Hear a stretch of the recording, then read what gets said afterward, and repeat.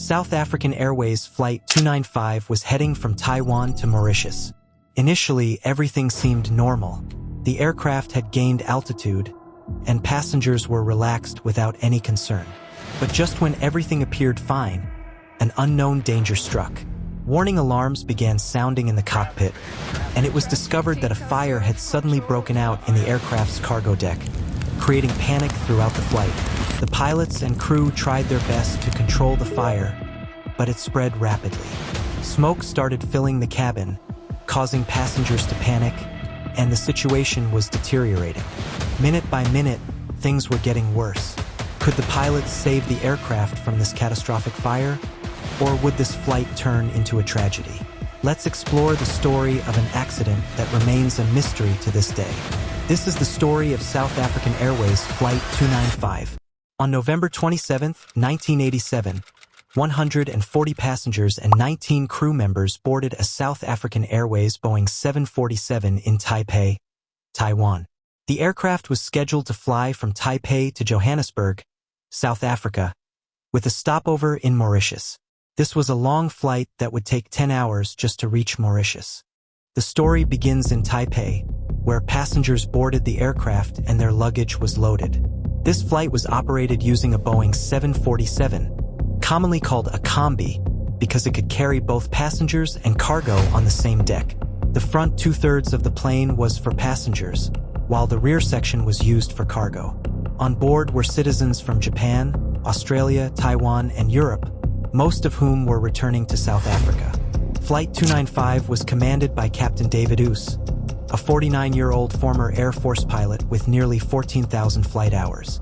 Alongside him was First Officer David Hamilton, age 37, with over 7,000 flight hours, including 4,000 hours on the 747. Behind them sat Flight Engineer Giuseppe Bellagarda, 45 years old, who also had thousands of hours of experience on the 747. Since this was a very long flight, an additional relief crew was also on board. Relief First Officer Jeffrey Beckel, 37, and Relief Flight Engineer Alan Daniel, 34, were present to take over during long stretches over the ocean so the main pilots could rest. Passengers were fully prepared for the long journey, but something serious had already begun.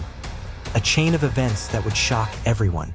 At around 10:04 p.m. local time, South African Airways Flight 295 took off from Taipei Airport with 140 passengers on board.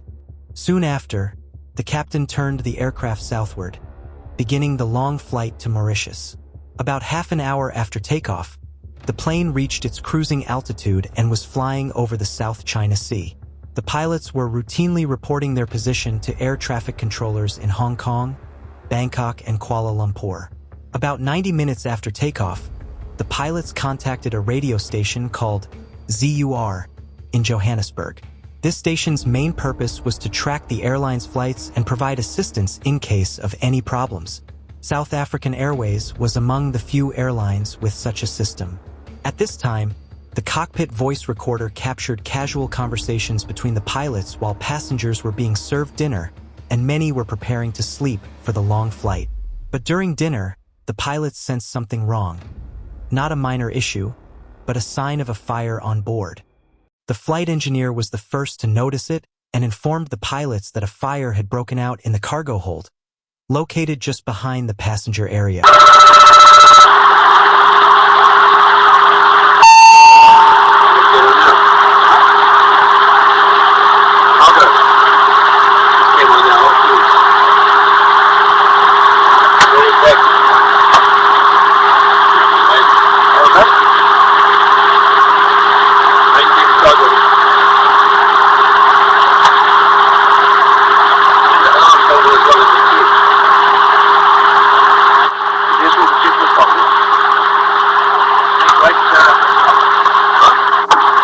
This meant that if immediate action was not taken, the fire could become uncontrollable, leaving little chance of survival.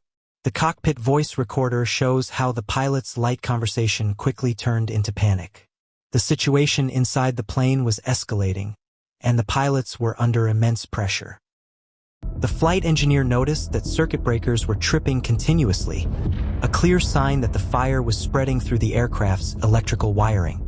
As the fire grew, more breakers tripped, and eventually, even the wires connected to the cockpit voice recorder burned out, ending all recorded communication. In this emergency, the captain contacted Mauritius Air Traffic Control and declared a full emergency. The following audio was recorded by Mauritius ATC. Mauritius, Springbok 295. Springbok 295, Mauritius, good morning, go ahead. Good morning, we have a smoke problem and we're doing emergency descent to level 140. Confirm you wish to descend to flight level 140? Yeah, we have already commenced due to a smoke problem in the airplane.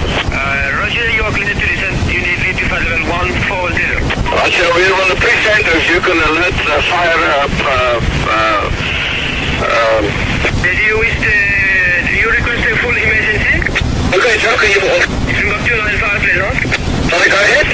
Do you request a full emergency, please, a full emergency?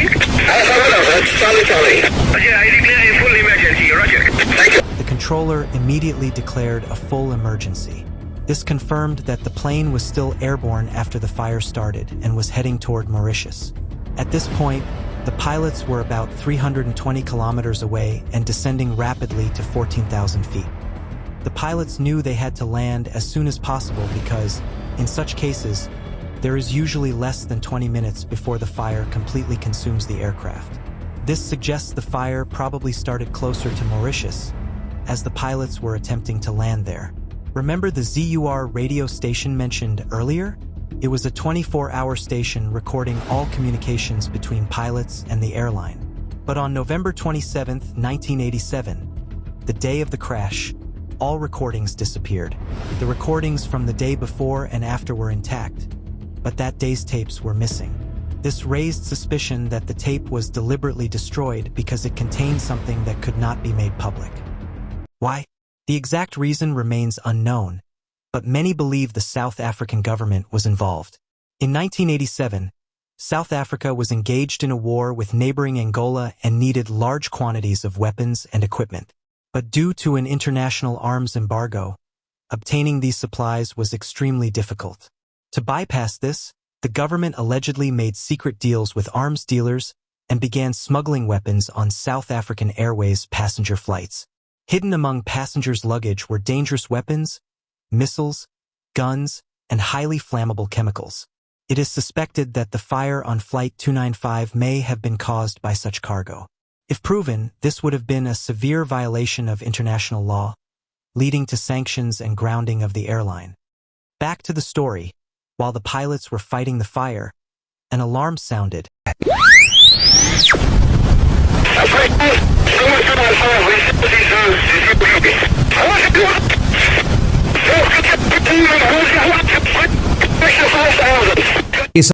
Indicating that smoke had reached the passenger compartment. The fire was spreading rapidly toward the front. The captain suspected the fire was caused by something illegal on board. Declaring an emergency would mean the plane would be inspected upon landing, and if weapons were discovered, the airline would face a massive scandal, and the captain could lose his job. When the pilots contacted ZUR for guidance, they were allegedly told by senior airline officials to continue to Mauritius after extinguishing the fire.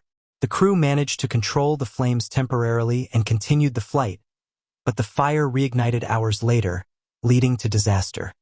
Now the question arises, did the captain prioritize saving lives or protecting his job and the airline's reputation? Unfortunately, without the missing ZUR tapes, we may never know the truth. The radio operator on duty claimed that contact was lost after regular communication, but some experts argue that it is unusual for an aircraft to go silent for so long on an international route, making the missing tapes even more significant. As the plane approached Mauritius, the fire intensified. Thick smoke and heat filled the rear cabin, forcing passengers to move forward in panic. A flight attendant attempted to fight the blaze but found it uncontrollable. The pilots shut off the air recirculation system to slow smoke spread, but it didn't help. Toxic fumes quickly filled the cabin, causing many passengers to die from carbon monoxide poisoning. The fire was so intense that it burned through wiring in the ceiling, disabling critical instruments one by one. The pilots were losing their only tools to control the plane. Smoke filled the cockpit so badly that pilots considered opening a door. A dangerous move at high altitude and speed because it could cause explosive decompression, sucking out air, passengers, and crew. Could also lead to oxygen loss and unconsciousness. Still, a flight attendant managed to open the front cabin door, venting some smoke, but the fire continued destroying systems. Noise inside the aircraft became deafening. Now we've lost a lot of electrics. We haven't got anything on the aircraft now. Roger. I declare a full emergency immediately. Pilots had to shout to hear each other. Instrument failures worsened, leaving them nearly blind. They fought bravely, but time ran out. At 12:04 a.m. local time, the plane broke into 3 pieces mid-air, 160 kilometers from the airport, and plunged into the ocean at a depth of 14,000 feet. No one survived. Investigators later examined the wreckage but could not determine the exact cause of the fire. Experts concluded that the fire reached temperatures of over 1,000 degrees Celsius, suggesting highly flammable materials were present. When no physical evidence was found, investigators checked the cargo manifest, which listed computer parts and lithium batteries. However, many experts argued these could not have caused such an intense fire. It is notable that South African Airways had previously smuggled hazardous goods without declaring them, making it likely that something similar happened again.